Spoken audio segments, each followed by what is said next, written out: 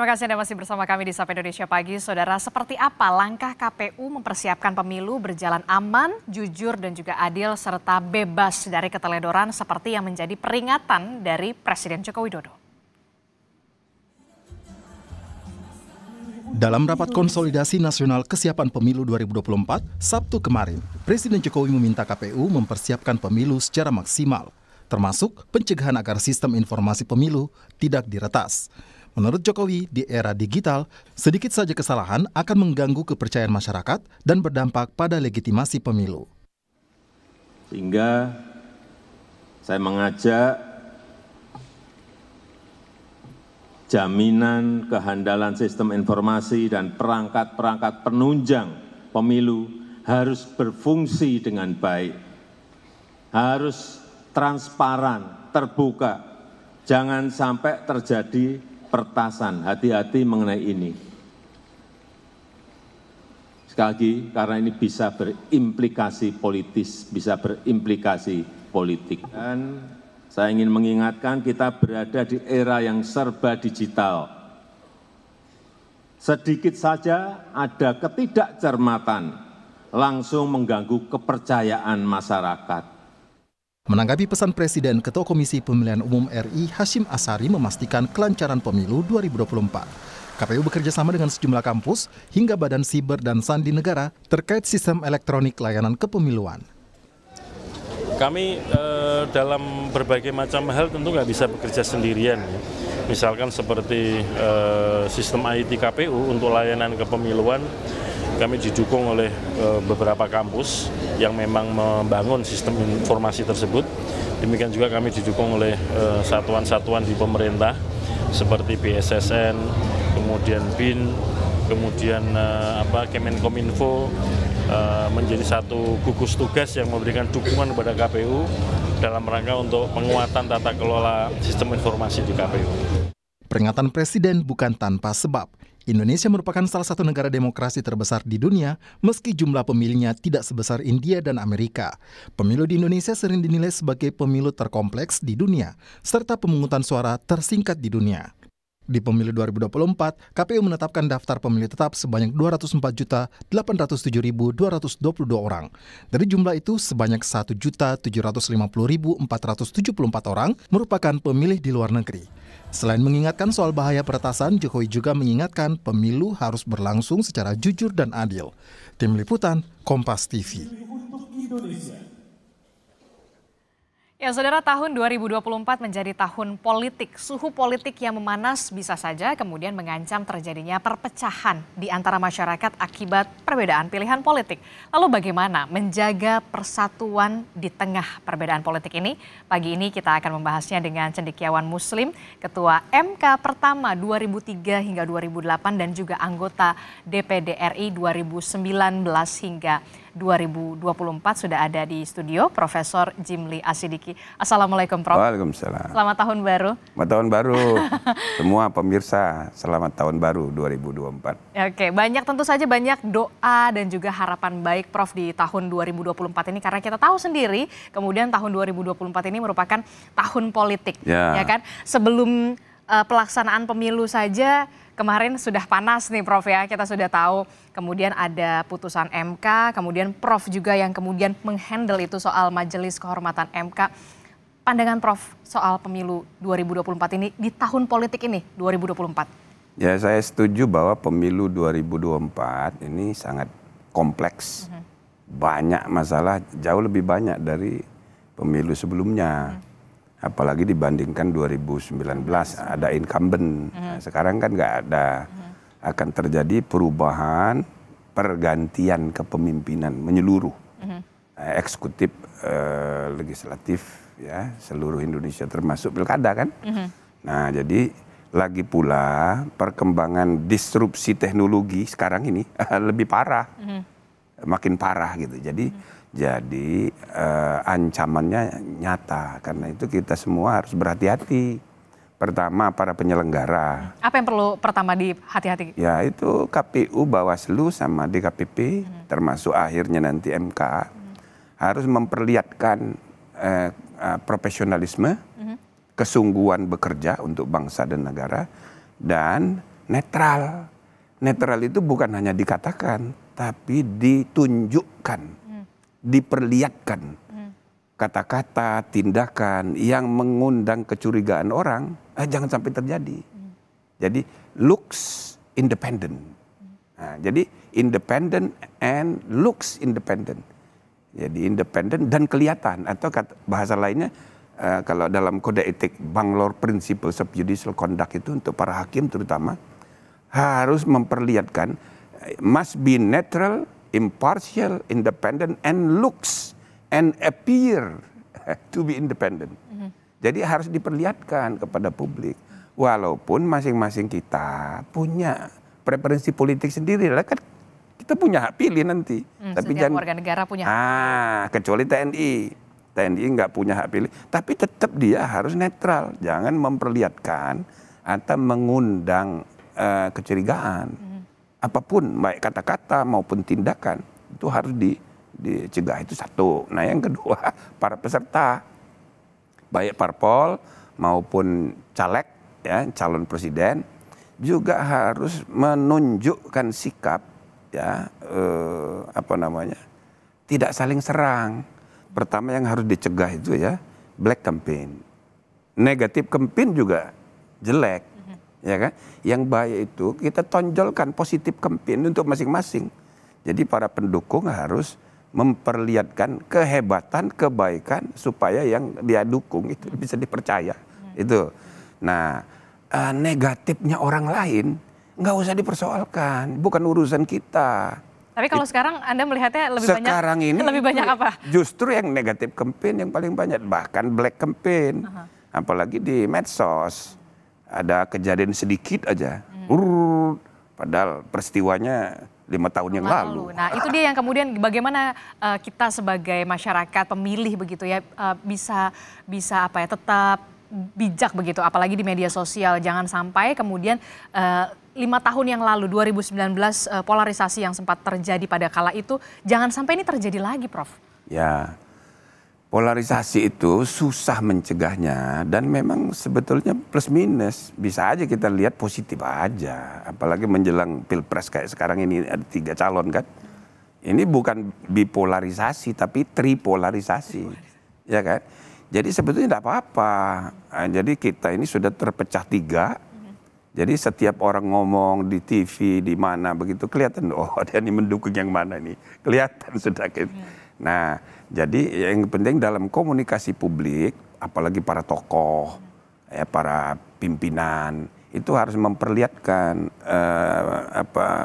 mendidik masyarakat jangan sampai melihat polarisasi pilihan ini jadi masalah yang akan berketerusan. Semakin jelas begitu. Nanti setelah 14 Februari ini harus disiapkan, harus selesai.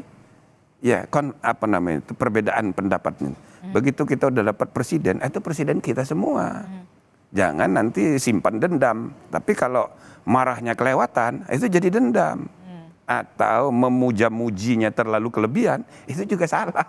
Fanatis, terlalu fanatis begitu. Terlalu ya. fanatis juga salah. Nah, ini menarik ya, Prof. Tadi Prof mengatakan kemudian penyelenggara pemilu harus netral, tidak hanya sekedar ucapan, tapi kemudian harus ditunjukkan begitu. Lihatkan. Nah, kalau untuk elit politiknya ini seperti apa? Untuk kemudian harus tetap menjaga supaya tensi politik kita di 2024 ini tensinya ya nggak perlu panas-panas lah, paling nggak hangat aja lah.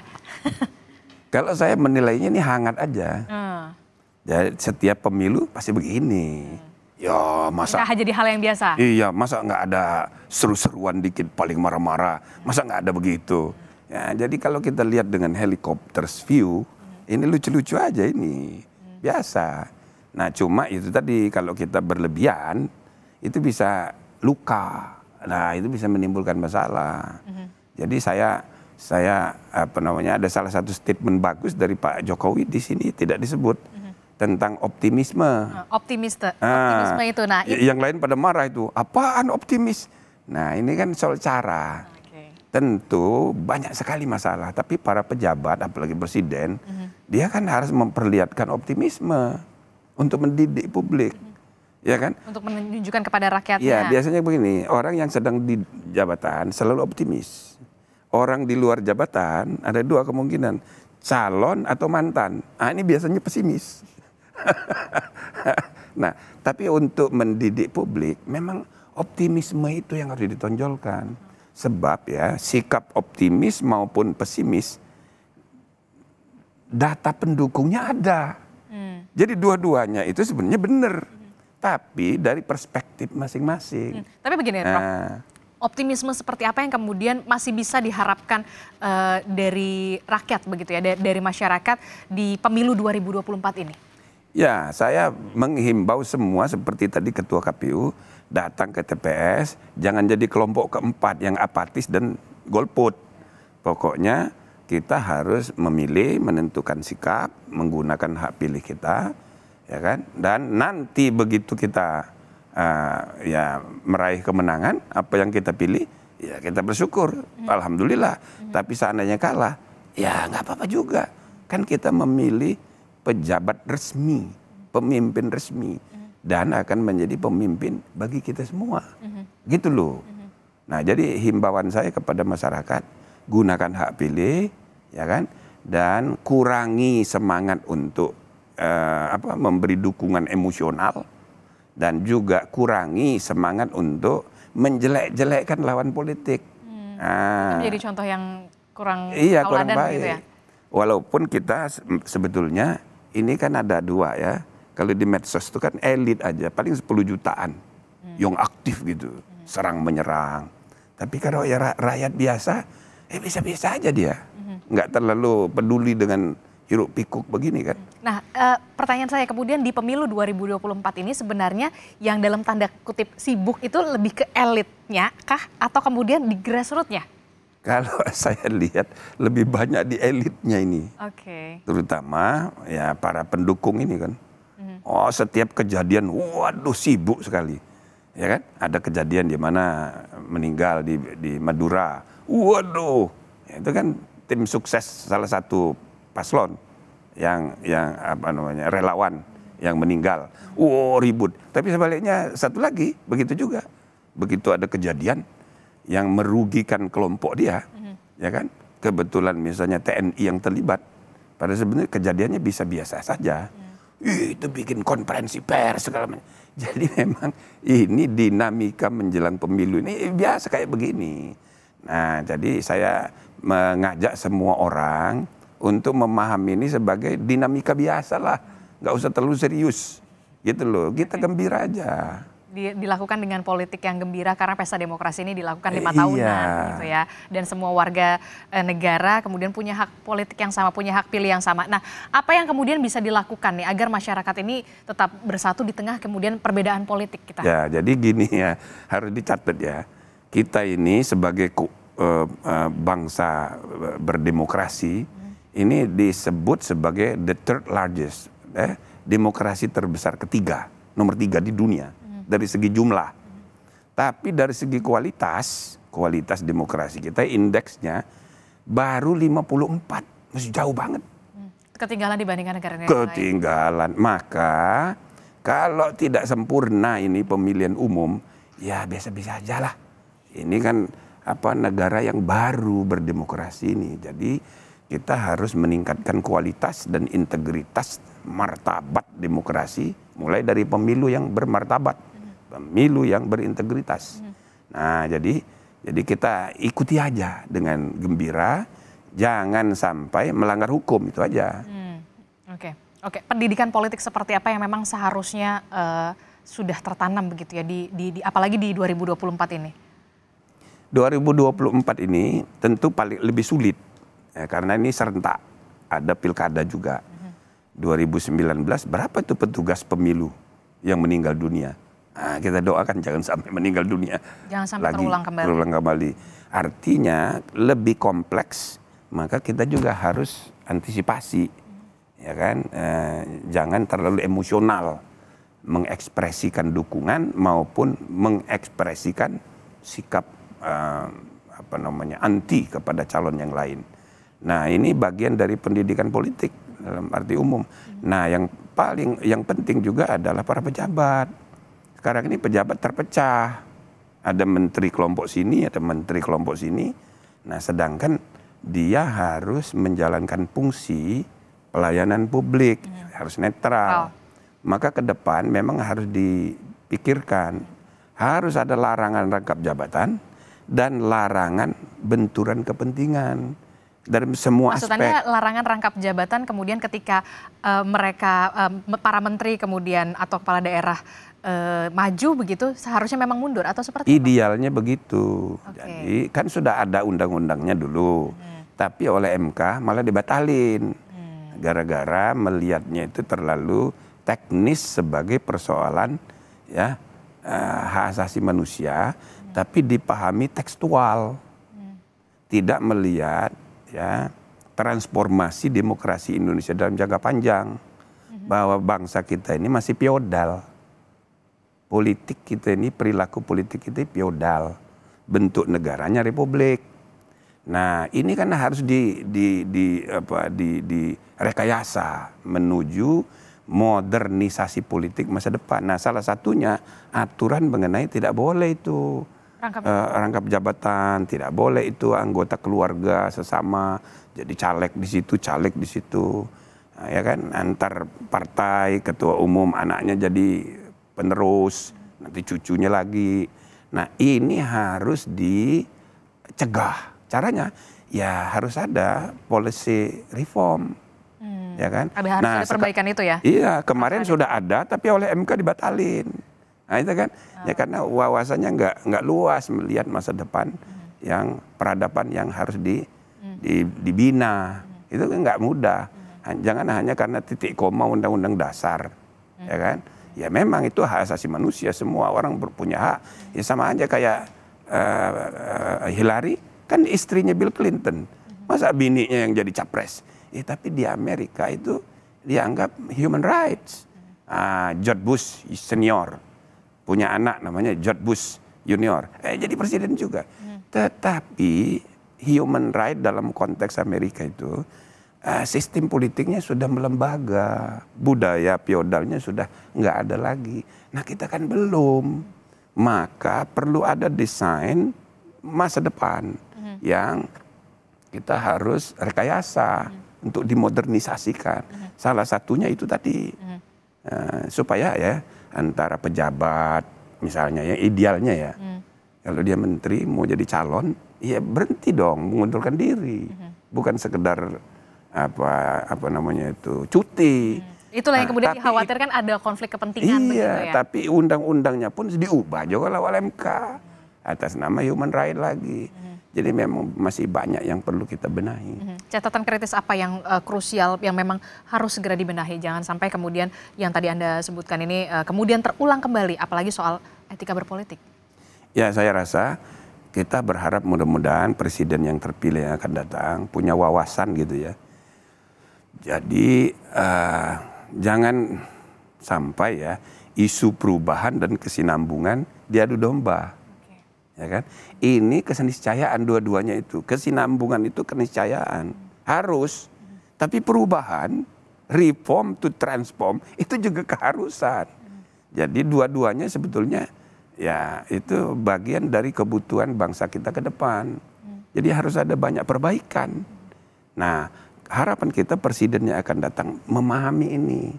Ya, bukan hanya menjadi politisi yang menikmati jabatan, tapi jadi pemimpin yang transformatif, mengarahkan perkembangan bangsa kita ini ke arah peradaban yang lebih maju. Salah satunya konflik kepentingan antara institusi dengan jabatan, antara keluarga dengan ini, termasuk ya antara media dengan politik, dengan bisnis, dengan civil society. Itu harus ada pembedaan dan pemisahan. Kalau sekarang kan enggak. Saya sih agak susah juga. Aduh, makanya begitu diundang Kompas, ya udah dah Kompas deh. Saya rasa Kompas masih relatif netral. Independen. Gitu. Yang lain itu sudah punya capres semua, bagaimana ini? Oke, terakhir Prof, ini sebenarnya pertanyaan, peran siapa yang kemudian sangat penting untuk kemudian menyatukan masyarakat? Apakah kemudian elitkah atau seperti apa? apalagi di tahun politik ini yang tadi Anda sebutkan, ya bisa dikatakan ini dinamikanya sebenarnya biasa saja, hangat saja. Seperti apa? Ya pertama tentu presiden. Presiden terpilih itu pertama kali yang harus dia bayangkan, yang dia harus dibikin, bagaimana merangkul. Nah, jadi saya lihat visi 3 orang ini mirip-mirip lah ya dari segi kebutuhan untuk merangkul itu ya, mudah-mudahan itu pertama yang dilakukan. Nah yang kedua, elit partai itu juga harus menenangkan, terima dong, terima menang, terima kalah. Jangan siap menang doang, siap kalah juga. Jadi kalau kalah nanti ya kasih selamat lah. Nah jadi saya rasa kalau itu dilakukan, yang lain tuh nanti agak reda, mudah gitu.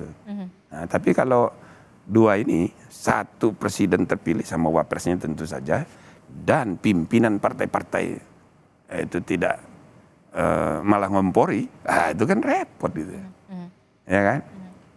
Oke.